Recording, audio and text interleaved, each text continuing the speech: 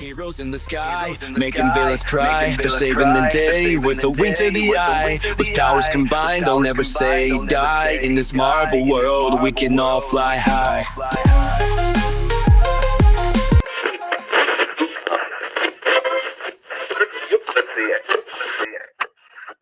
Ooh. Oh, what is this? This isn't Wrestle Fandom. This isn't the Todd and Joe Morning Show. This is just the STONES and Drewski Anton with some comic inaccurate background. And I mean, mine's accurate. Yours is accurate, but our background is not. Drew, what are we doing familiar, here? but not quite right. It's you know who we are. You just don't know why we're here. Hey, yo. Wait, wrong genre. Sorry, wrong thing I'm a fan of again. It's all right. It's all right. I'm just so used to this being a wrestling show. Oh, of course. But so this is going to be an interesting undertaking that we're doing. I have attempted to do this show. This is the MCFU podcast, and I love it. The Marvel Cinematic fucking Universe. It's these movies that I know when me and Drew were youngsters, when we became friends, when we were 12 years old, we never thought we would live in a world where this was the world. Like where if we were born like 10 years later, we would have been the super, super cool kids in school. Yep. I was a cool kid in school. I was too, actually. That was pretty awesome. Everybody loved me. I was fantastic. So what we plan on doing is we are going to go through chronologically the Sacred Timeline movies originally, right? And then as they come out, we will talk about the new ones. And then we'll branch off to the Sony and Fox stuff as we run out of content to review. But we will also have semi-regular people joining us when they can. If anybody watched when we were on Disruption Network and we did Movie Madness, my buddy Jordan and my buddy Nick, who had guest spotted on 2 of the episodes there, they plan on contributing. And like we'll get Garrett in here, and there might be a Marvel movie Todd likes here and there that maybe he wants to step in, but it's going to be me and Drew and whoever else wants to join us. But we're not starting with Captain America, the First Avenger. We are going to start with what we saw this past weekend. And what did we see this past weekend? Thunderbolts, asterisk. The worst kept secret in, is it the worst kept secret in Marvel movie history? But I know it wasn't a very well kept secret. I think the 3 Spider-Mans was the worst kept secret. Personally, I think with Thunderbolts, we just didn't know what they were going to be called. I was pretty sure it's going to be New Avengers. Yeah, I think we all whoever let the cat out of the bag first was like, oh, that's totally what that's going to be. But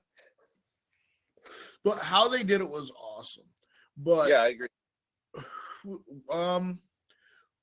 We just want to touch upon one thing, because when you go to the movie theaters and go see this movie, your eyes are tickled, your ears are massaged by the visuals and sounds of the Fantastic Four trailer. So, real quickly before we get into Thunderbolts, Drew, how do you feel about this upcoming? I think I love how they nailed like the 60s vibe. And I like how they put the spin on it for how it's going to fit in the current MCU. I think both of those going together, I think it's going to be great. So after we talk about Thunderbolts, I'll get into a theory that I've kind of hobbled together after seeing Thunderbolts. Okay. In reference to Fantastic Four. The trailer itself, like you said, that 60s aesthetic that they got, like, it makes me want a Jetsons movie now. I want a live-action Jetsons movie now. But to mix that, like, upgraded tech with that whole vibe, they truly didn't nail it. And as much as I love Pedro Pascal, I was kind of apprehensive about him being cast as Reed. I don't have any doubt with it now. Even that little bit that we've gotten, I think this has been cast very, very well. I'm real curious about what Galactus finally looks like. And it's funny, me and my buddy Mitch the other night at work, we were talking about the trailer. And his complaint was, he's like, wow, they made Galactus too small. And I'm like, what do you mean? He's like, he's supposed to be the world eater. He's supposed to be the size of a planet. And I'm like, no, because I remember, like, from different comics, cartoons, him being on Earth. But then, like, as he's talking, and I'm like, fuck, I do remember him being that big. But I can also remember, like, the Silver Surfer floating at his nose and talking to him. So I went and looked it up, and he can alter his size. Okay. I was like, I'm pretty sure that's what he can do. Okay, good. So he like that the more energy he consumes, he can, if he chooses, alter his size. Because like I can see you looking in your head too. You're like, wait, I do see his head the size of a planet, but I also see silver, like, and it was that contradicting thing. Yeah. But I think it's gonna be great. I have a theory about it. But let's get into Thunderbolts. So before we go into details, every movie I'm gonna have Drew describe the movie using other movies. So Drew, if I don't know anything about Thunderbolts, what's it like watching? I was apprehensive to say this, and I'll probably get better as the time goes on, but just off the cuff, it's Suicide Squad Suicide Squad meets a better director. And it's a very cohesive movie in contrast to that Suicide Squad movie. Which Suicide Squad? The first one or second one? The first one. Come on. Not the James Gunn one. Yeah, that conversation we had before we went on, like, I definitely agree. So we have Thunderbolts, and Thunderbolts starts with, where do we start off? In Malaysia. Oh yeah. So we got Yelena. Yeah. She's like, it cracked me up because, like, she wasn't like geared out. Mm-mm. She's in sweats, and she's sitting on what we learned to be the second tallest building in the world. Okay. And she just very nonchalantly parachutes off, lands on the balcony, and proceeds to just start taking out this whole group of people. And she's giving a monologue over the top of it. I'm kind of talking about how since Natasha's died, she feels like she has no purpose, no drive. And it's a great scene. Like, the whole face scanner shtick. Yeah, I love that. I needed that face. Okay. And she leaves the bomb, and then she gets on the phone with her handler, and she's like, yeah, mission's complete. Hang on a sec, and looks behind her. You see that shot in the trailer and blows up or whatever. But she's kind of in a dark place. And that is one of the themes that I thought was, one, very, very relevant, but a cool way that they address, like, depression, mental illness. Because every one of these dudes has something fucked in them. Oh, yeah. And just, like, seeing that, like, that whole intro, like, fight scene and everything, like, really set the tone. And I don't know about for you, but for me, this movie definitely was almost like an emotional roller coaster, because it was so funny, but it was a lot of that kind of, like, fucked up dark humor too. But it was super serious. And I don't know. So then the next part, what's the next part you remember after that? She goes and talks to her dad, but I'm sure there's something else that happens in there. Yeah. I think they go to there's a hearing for yes. So we got Valentina is in the process of an impeachment trial for the OXE group, the Ox group that so I'm wondering what Ox stands for, because I would not be, because it's OXE is how it's spelled out. Mm-hmm. What if that O stands for Osborn? I think someone had I think the symbol on their suits looked a little reminiscent of like Oscorp too. So I didn't get a view on that because like, what if, and this was a rumor going way back to Valentina's first appearance. What if Mormon was behind all this? And that would be something that I personally would get behind. And it would make sense considering the way this movie ended. Yeah. It's still good. I mean, yeah. They thought maybe that this was going to end up being like Dark Avengers or some sort of iteration too. So, I mean, it's still on the table. Right. So then we get Yelena, she's talking to Valentina and essentially tells her, hey, I'll do one more job, but and then I want FaceTime. I don't want to do this wet work shit anymore. And Alexei, the whole interaction right before this with Alexei, when he's got his own limo service, the Red Guardian, and his apartment's a mess. All he wants to do is like work for Valentina, and he plays it off like, give me her number. I will work for her. I will, dude. David Harbour, like as perfect as like Vincent D'Onofrio's cast as Kingpin, David Harbour has made an obscure character fucking awesome. Yeah, I agree. And so after her talk, and we find out they haven't talked in about a year either. Right. So Yelena's essentially been on her own with no kind of emotional, mental, any kind of support for a whole fucking year.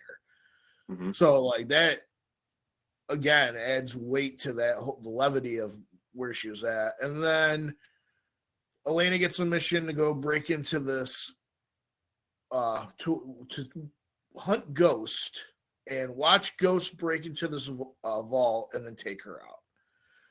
So that happens. And what happens when she gets in there, Drew? Oh, she's not alone. Guess what? The person who's trying to take her out's there too. I believe it's U.S. Agent. Yes, it is. John Walker, last seen in the Falcon and Winter Soldier series. So glad he's back. He's a wonderful character. Decapitated a man with Captain America's shield. And I have to say, Wyatt Russell perfectly cast as U.S. Agent. Like, he is the broken Steve Rogers. Yeah.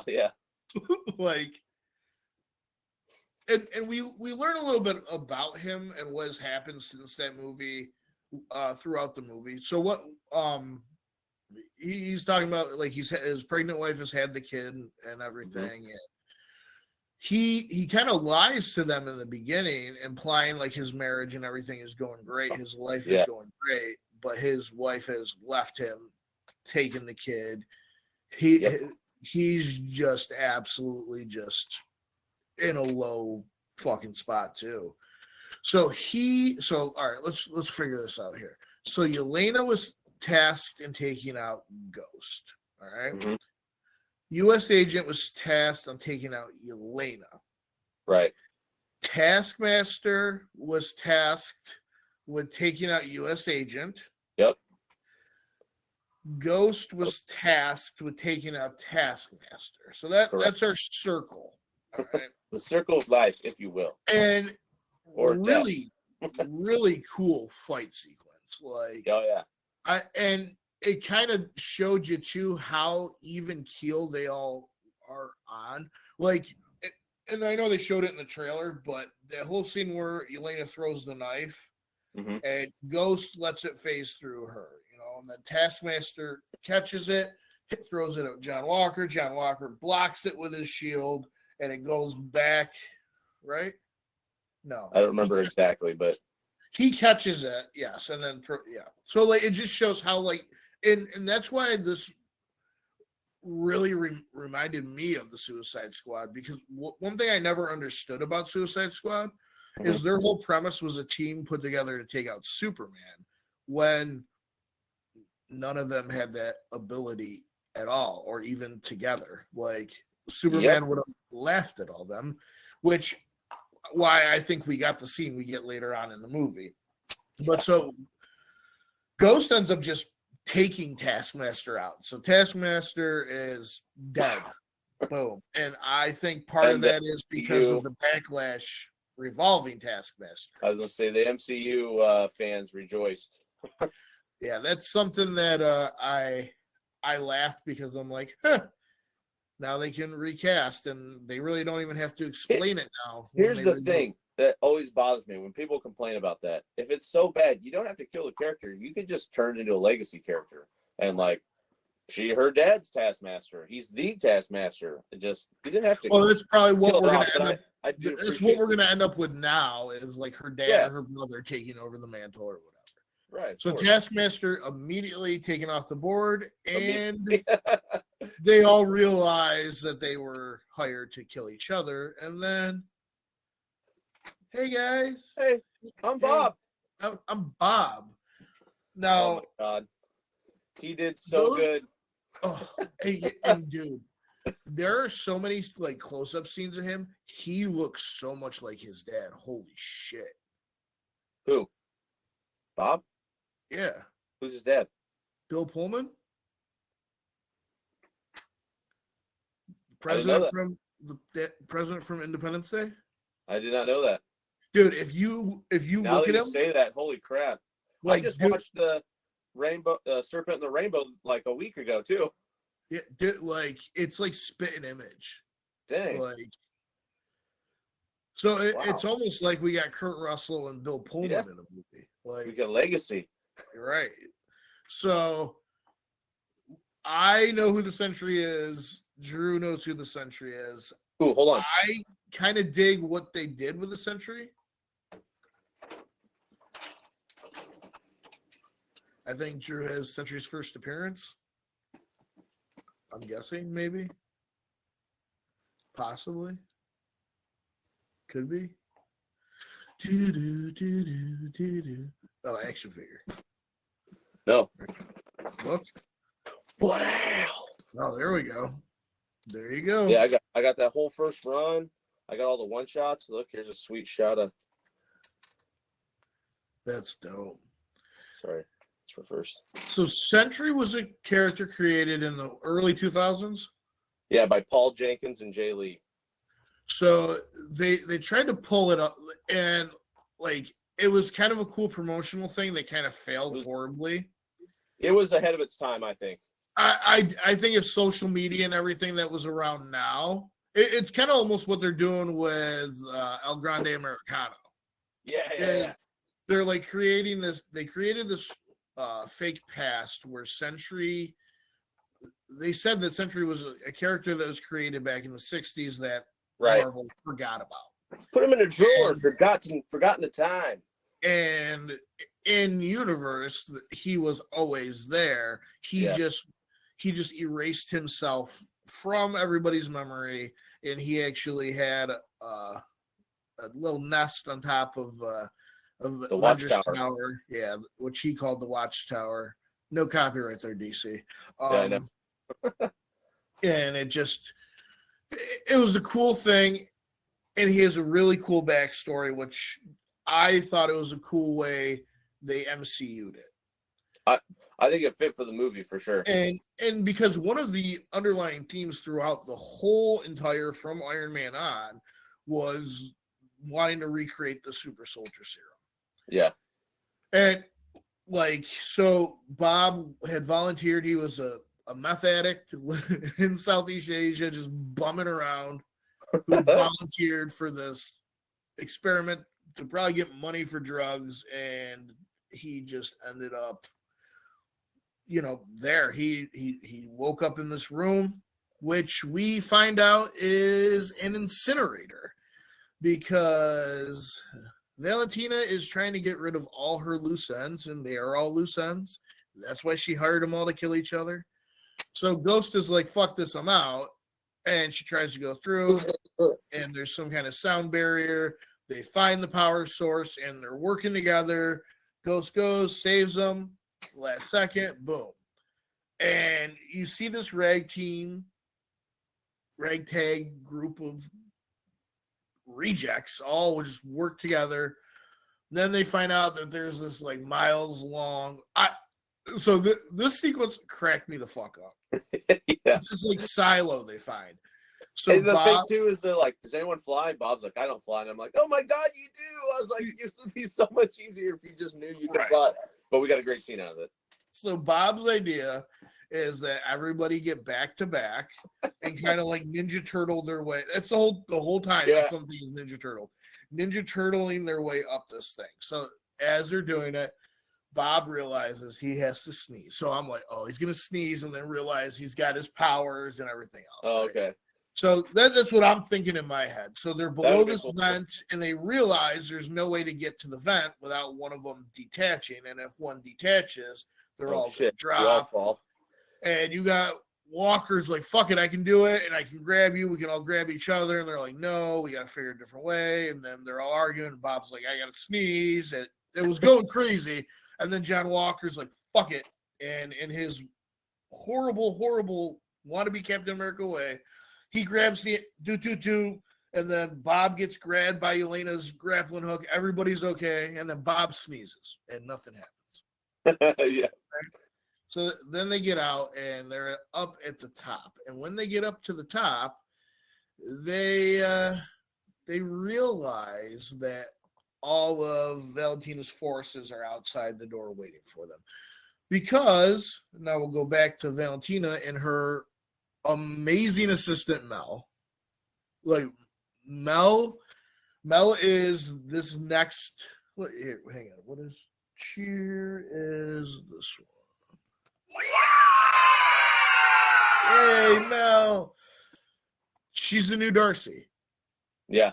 Like she truly is she's the new Darcy. And I was trying to remember where I know her from. She was John Cena's daughter in Blockers.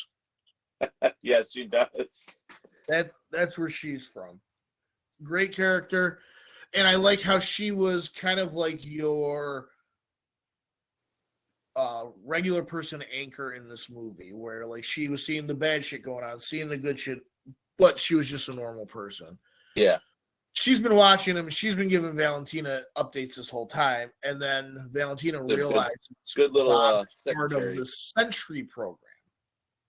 And the Sentry program is this program where Valentina was trying to create her own super soldier serum.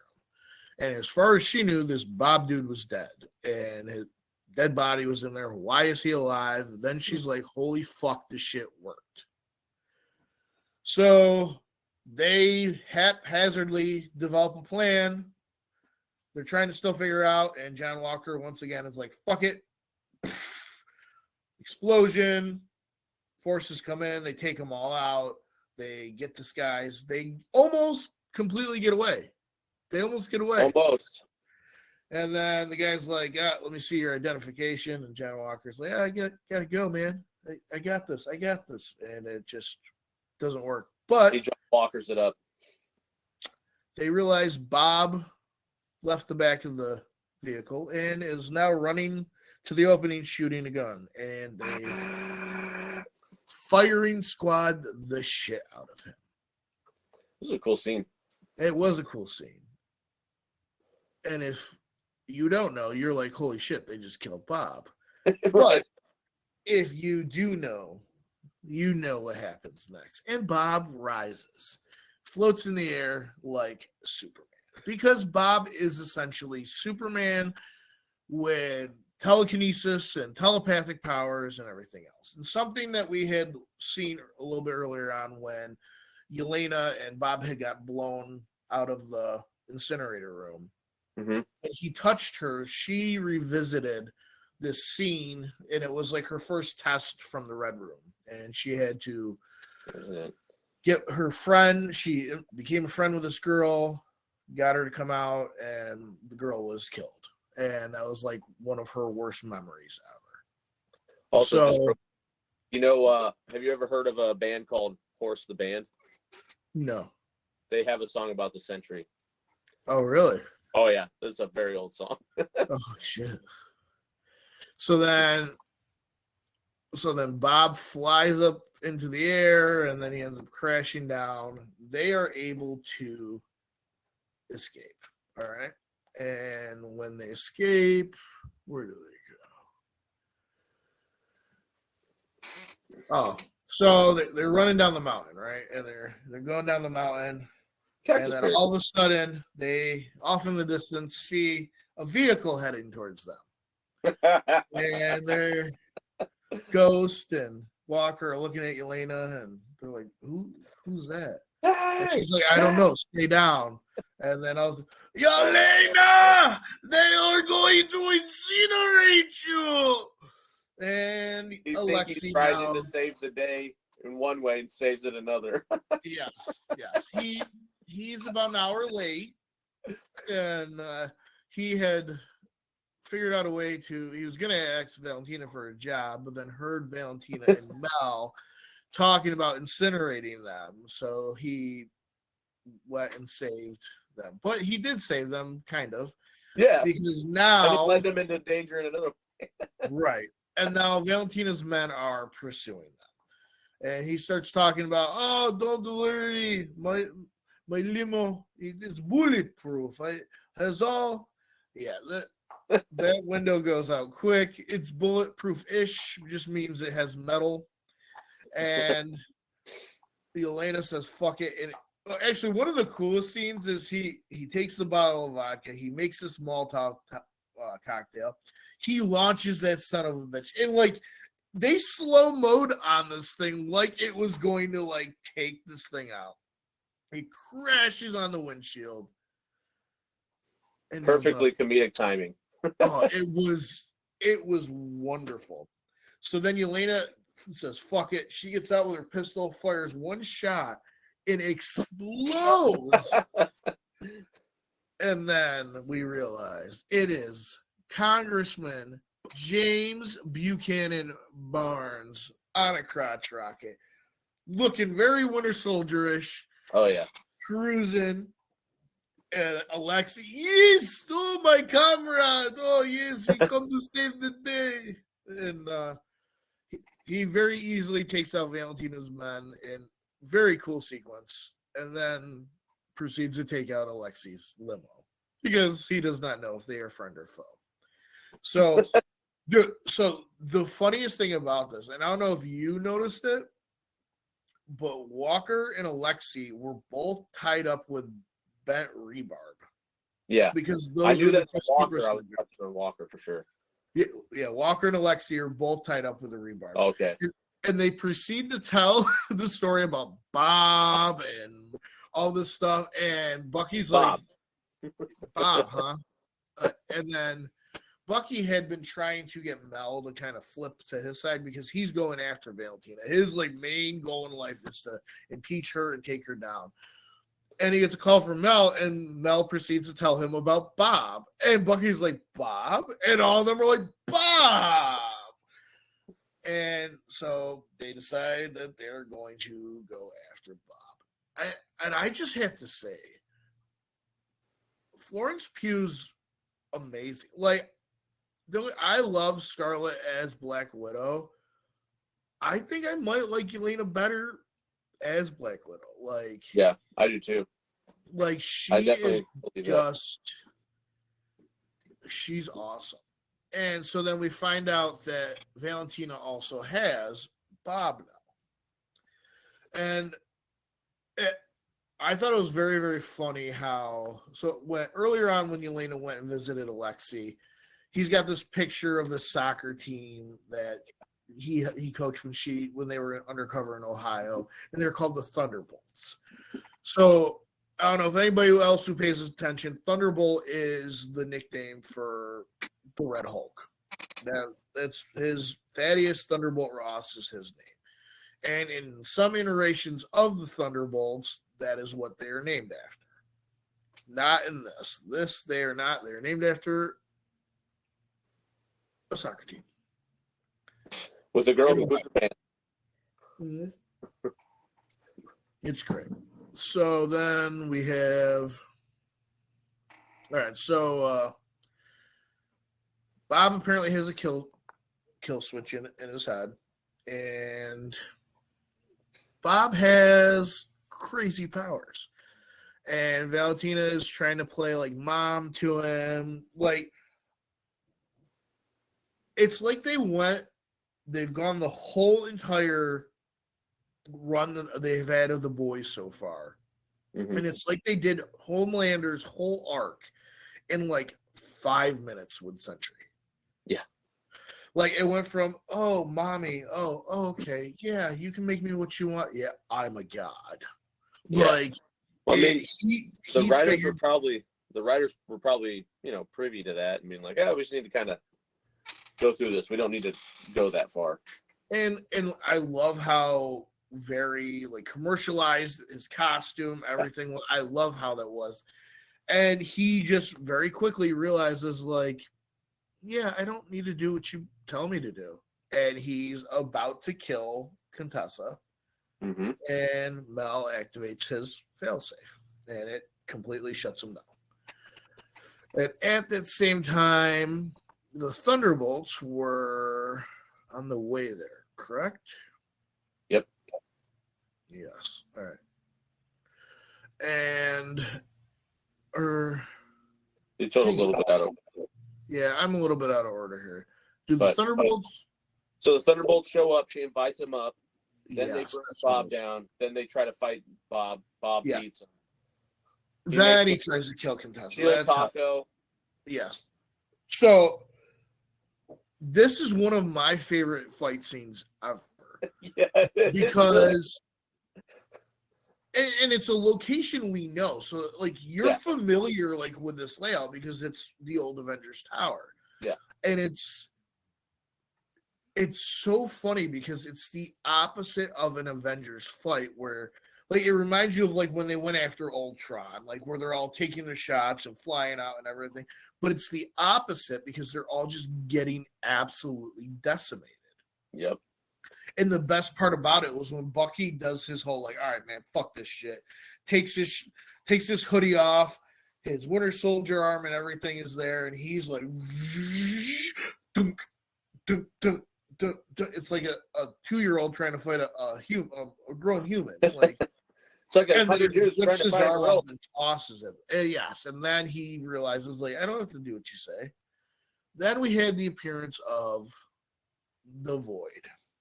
Bum, bum, bum. Which, oh my god, they did such an amazing job on the Void. I love how they did that. Everything. So why don't you go into this? Go into what the Void is, how the original from the comics, and how we saw it. So in the comics, basically every time Bob does something good as the Sentry, the Void shows up and does something bad, kind of like to balance it out. Well, in here, it's a little bit more just we don't want the Void to get out because it's his trauma. And throughout the movie, you see it sprinkled in where people make contact with Bob, and you can see hints of the Void, and they get zapped to a place where they have to deal with their trauma. And basically, he just tries to suck up probably the entire world if it didn't get stopped, but definitely all of New York was going to be sucked into their own trauma and have to deal with it. And I love the aspect of like them breaking through different parts of their trauma into other places. Super. It was very Eternal Sunshine, like the way they did that. Yeah. And a little bit Legion too. I didn't watch Legion, but from what I understand from people saying online is that it was very reminiscent of Legion as well. And so we got Yelena's trauma, which was that her first girl kill. Yeah. John Walker's, we actually see him early. We see the moment when his wife leaves him. Yeah. And he's like sitting in the bedroom with the kid, and he's just on his phone, obsessed with like what the world thinks about him, and he's just ignoring his kid and ignoring his wife. I'm doing it my way. Right. And then we actually get Valentina's also. Yep. And we realize when she was a young girl, and where was she? Colombia? I think so. Yeah. Her name. Yeah. Colombia or Venezuela, something like that. She inadvertently got her father murdered. Yep. And then it was funny when they asked Bucky what he saw. He's like, I've had a good life. And he's like, well, he's somebody we've had since phase 2. Like, we know his backstory. We know everything. Like, we don't need a Bucky scene where he sees his trauma. And I thought that was awesome. Like, and so the void just sucks everybody in, and everybody else is running away. And this whole movie, Yelena kind of like took Bob underneath her wing. Yeah, and this is almost like Black Widow Hulk. Yes, and it definitely had very reminiscent of that, and it reminded me too of like how Natasha treated her like in Black Widow movie, like when like they were like talking smack or whatever, but Natasha was protecting her sister, like and you see her like have this motherly vibe, and so she promised him he would never be alone again. She wouldn't leave him, and she didn't.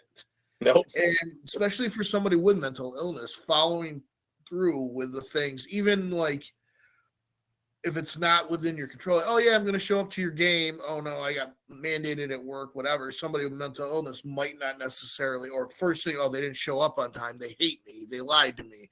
Yeah. Like, so she goes in there, and then like Drew was saying, you're in his mind, but like you're in these different rooms. Like the way they displayed it was awesome, and it was very well done. And it truly kind of reminded me of like a phase 1 kind of movie, because even though this could have turned into a huge global threat, they dealt with it very low key, minimal damage to the city. It wasn't a big laser punch out show. Like they literally like went. She goes in his mind and she finds his safest room, and you realize all the trauma he had growing up and everything. Yep. His parents' relationships, like he always felt alone. Trying to be a hero. Right. And his dad was an abusive asshole, like it. And for all them to come together, like they all ended up coming into Bob's mind, and they evolved. Big group hug. Once they realized that, wait, maybe she didn't die. Maybe it's a little different. So then they just were like, all right, well, here it is. Right. And it was such a heartwarming scene. And then, everybody, so like Alexei was like getting his time to shine too. And something that we haven't had in a very, very long time. I want to say since probably the second Spider-Man movie, is the superheroes actually protecting the bystanders. Oh, okay, yeah.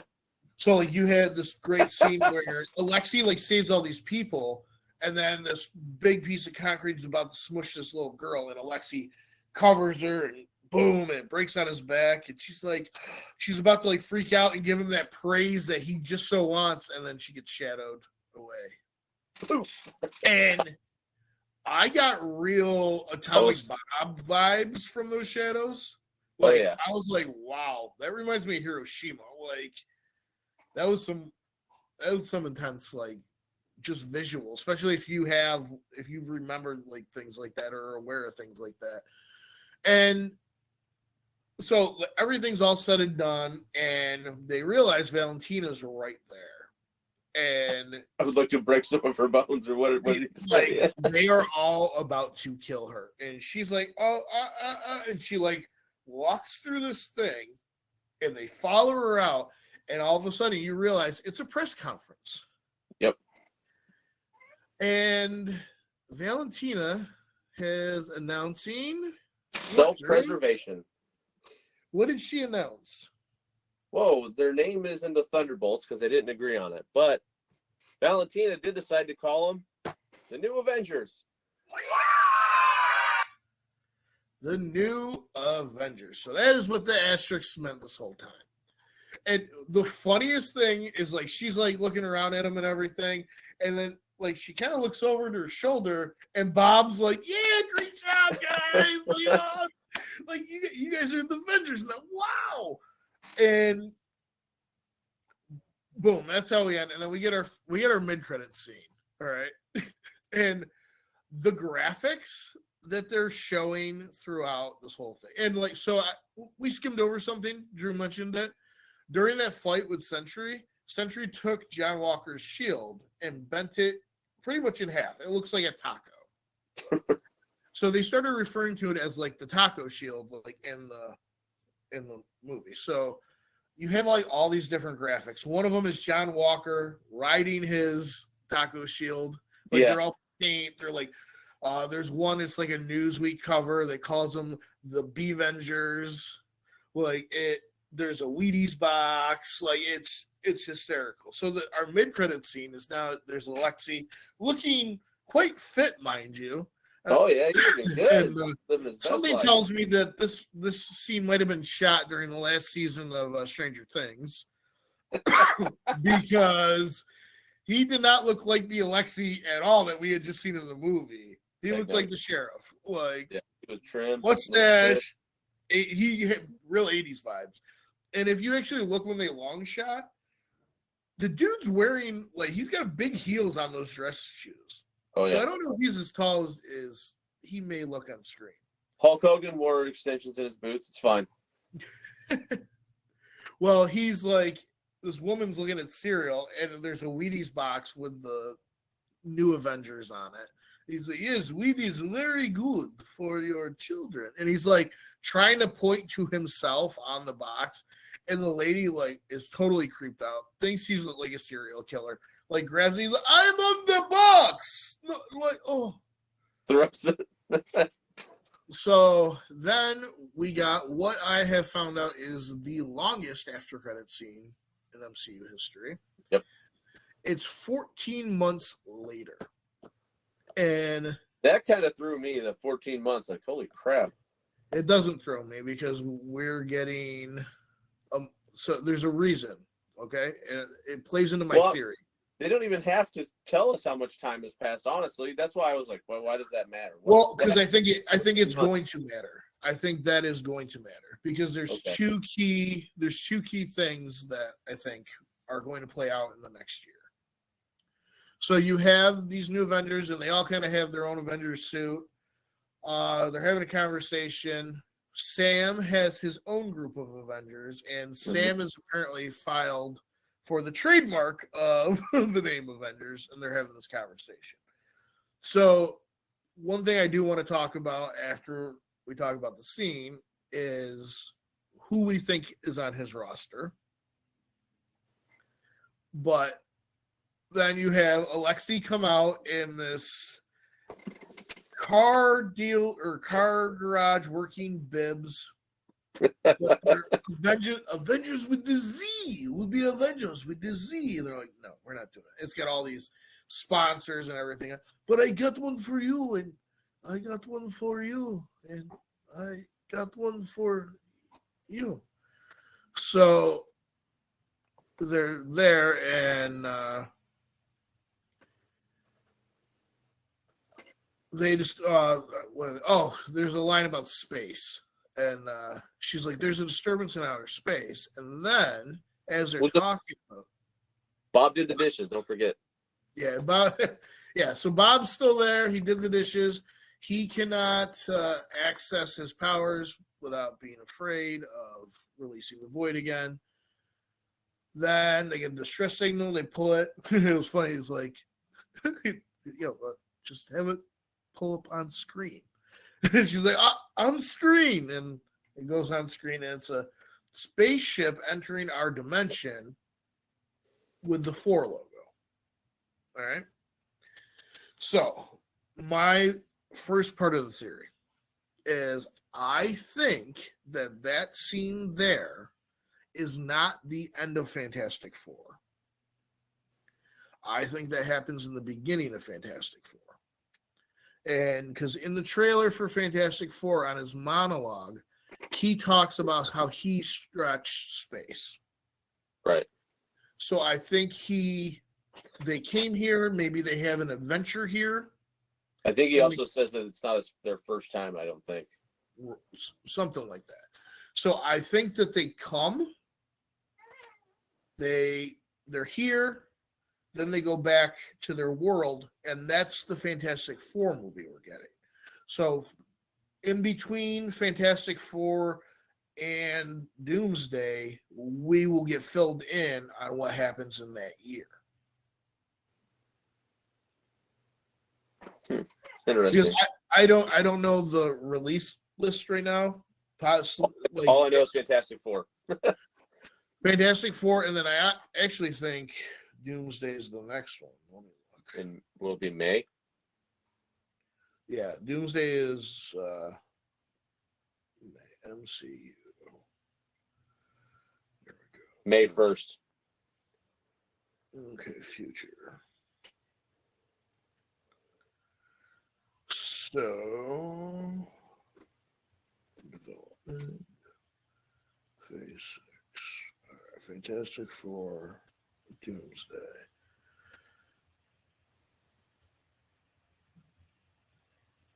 All right, so I don't know what the TV. So there's no other films. Let's look here. All right, here we go. All right, so we have Eyes of Wakanda, Wonder Man. That's a show, right? Yeah, these are shows. Okay. Eyes of Wakanda, Wonder Man, Daredevil season 2, and Vision Quest is next year. It just doesn't give a time. Daredevil though will be, so all that is in between those movies. So Wonder Man might play more into it than we realize. Daredevil might play Wonder Man is going to be, I feel like, completely different. And I think it's going to be good. I just think it's going to be different. I agree. It's not the Wonder Man we know. Right. But I'm very curious. So like Sam's team in here, I'll write my, so it's Sam. Yeah, Falcon. Joaquin, yeah. The only three people off the top of my head that I instantly would be like, that's definitely on his team: War Machine, Vision, and Scarlet Witch. So Scarlet Witch is dead for all intent and purposes, even though we know she's not dead. She's not dead. And Vision is still white Vision right now. He's out in the wind. He's whitewashed, yes. So I don't think we're going to see him till Vision Quest. I would say Hawkeye, one of the Hawkeyes.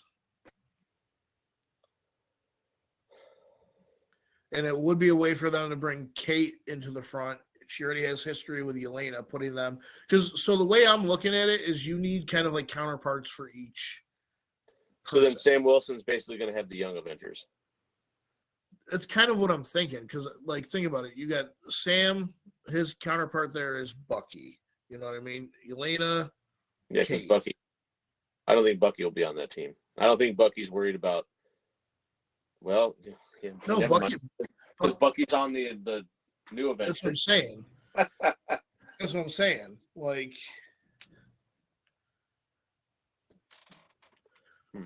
I don't know. I'll say Kate, and I'll even take Elijah. I think we get Elijah soon.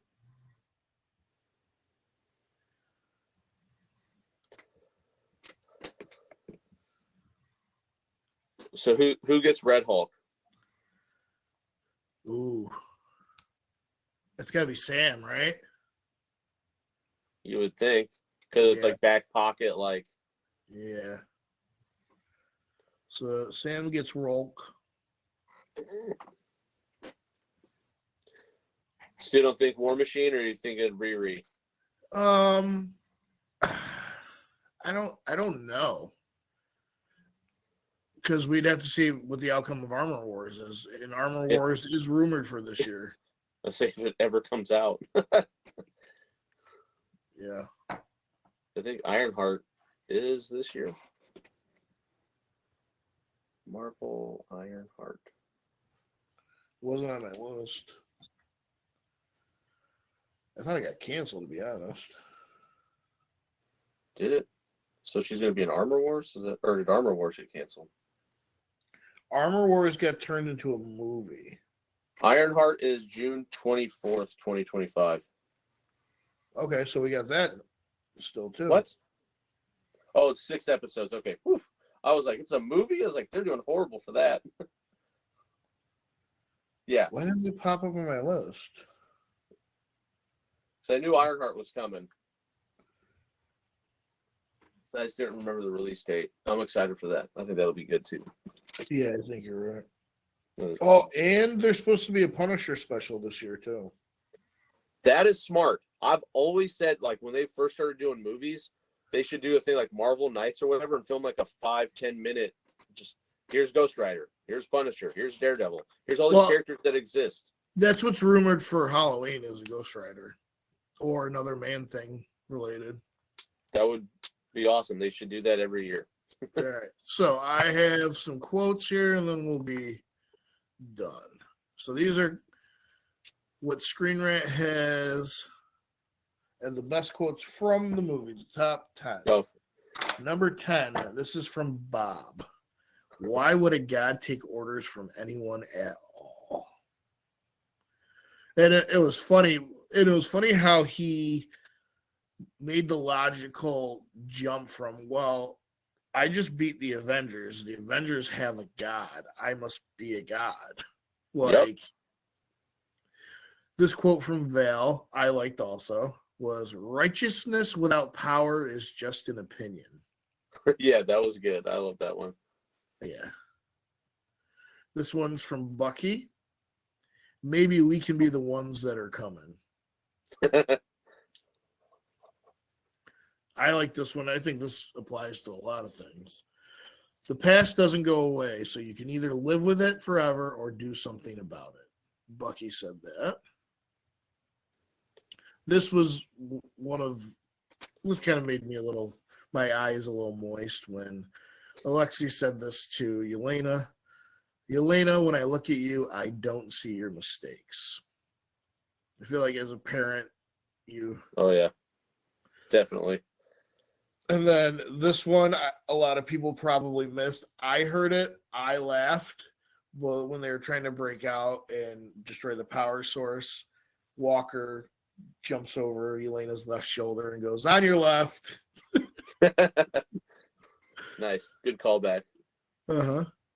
And then Ghost, when she's talking about Val, and says, to her, we're just disposable delinquents.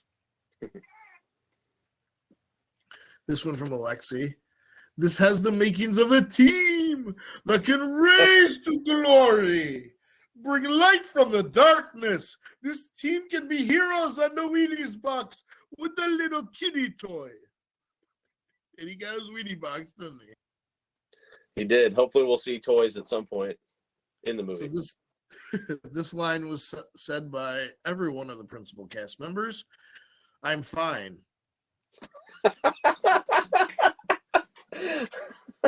Because none of them were fine by any stretch of the imagination. And this one is said by Yelena at the very end of the movie in the post-credit scene. She said, and this is why we're Avengers with a Z. All right, guys. So this was the first episode of the MCU podcast. How would you rate this movie? We're gonna have a broad spectrum of 4 grades for a movie. If the movie sucks and you shouldn't go see it, we're gonna call it poor. If the movie's okay and maybe you should just wait for it to come out on streaming or on cable TV someday, good. If it's a movie you should see, maybe not opening night, maybe, a theater run, we'll call it fine. If you should go see it the weekend it comes out, near mint, and very rarely it won't happen, we will get a gem mint and you need to go see multiple times. I will give this a fine. I'm right there with you. It is very, very close to near mint. Like, Yes. there's not much I can complain about this movie. It was good. It was contained. It connected everything. It made me laugh, made me tear up. It had great action. It's definitely entering the top half of my favorite MCU movies. But as we go upon this rewatch, we'll see where it ends up. All right, guys. So if you need some reefer, go visit Joe's Buds on Onondaga Boulevard in Syracuse. Get some vapes, some edibles, all that fun stuff. Tuesdays, 8 o'clock, Wrestle Fandom Radio. Tonight. But it won't be tonight for when you're watching. No, we're going to probably release this on Thursday. So it was 2 days ago. 2 days ago. 2 days ago. 2 days ago. See, the number does come into play. 14 months, 2 days. You know. Yeah. If you subtract it and divide it by 12, you get the real date. Yeah. Have fun, guys, and later. Children.